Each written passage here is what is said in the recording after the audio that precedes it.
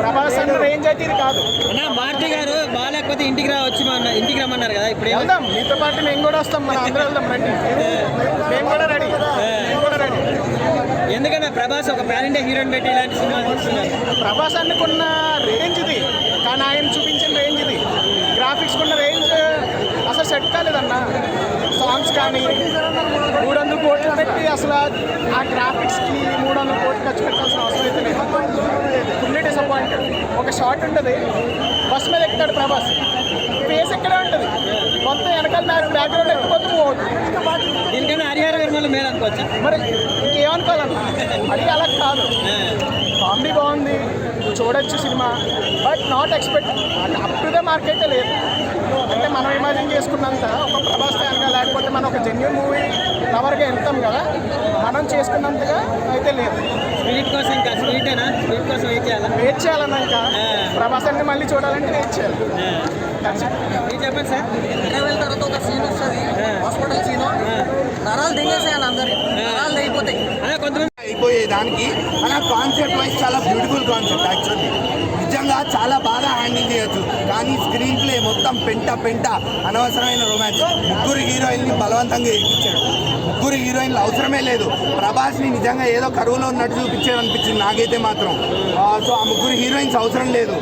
ఇక అమ్మాయిల గురించి మాట్లాడితే మళ్ళీ మహిళా సంఘాలు వస్తాయి నాకు చెప్పినట్టు. బట్ అంతే, గ్లామర్ కోసమే కొంచెం కుర్రకారు కోసం చూపించుకోవడానికి పెట్టుకున్నాడు హీరోయిన్లని. అంతకుమించి హీరోయిన్లతో పని లేదు అక్కడ.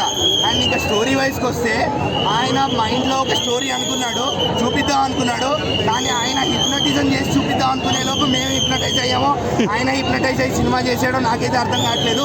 మొత్తానికి హిప్నటైజ్ అయితే అయిపోయాం. సినిమా మాత్రం అలా మీరు వెళ్ళక్కర్లేదు సినిమా అని నేను చెప్తున్నా కదా. సంక్రాంతి సినిమాలు ఇంకా ముందున్నాయి. మన బాస్ సినిమా వస్తుంది, అనగనగా ఒక రాజు వస్తుంది, రవితేజ అన్న వస్తున్నాడు, అన్ని సినిమాలు చూద్దాము.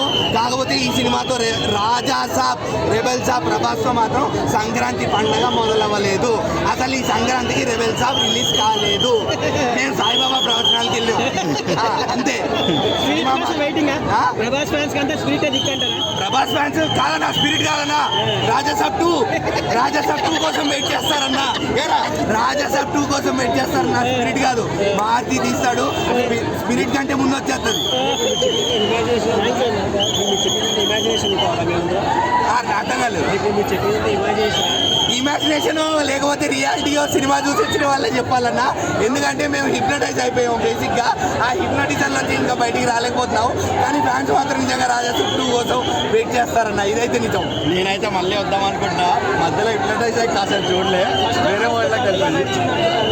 ఫస్ట్ హాఫ్లో బాగా హిప్నటైజ్ అయిపోయా. మావాడు ఎంత బాగా హిప్నటైజ్ అయ్యాడంటే ఫస్ట్ హాఫ్లో గుర్రు పెట్టి పడుకున్నాడు. అంటే పడుకోలేదు, హిప్నటైజ్ అయ్యాడు. అలా హిప్నటైజ్ అయ్యాడనమాట. ప్రభాస్ని ఫైన్, ఓకే. అంటే ఇంతకు ముందు కనుక చూసుకుంటే, ఇంతకు ముందు మూవీస్తో కంపేర్ చేస్తే మాత్రం ప్రభాస్ కొంచెం నీట్గా ఉన్నాడు, చూడడానికి బాగున్నాడు, స్క్రీన్ ప్రెజెన్స్ బాగుంది. బేసిక్గా సలార్లో కొంచెం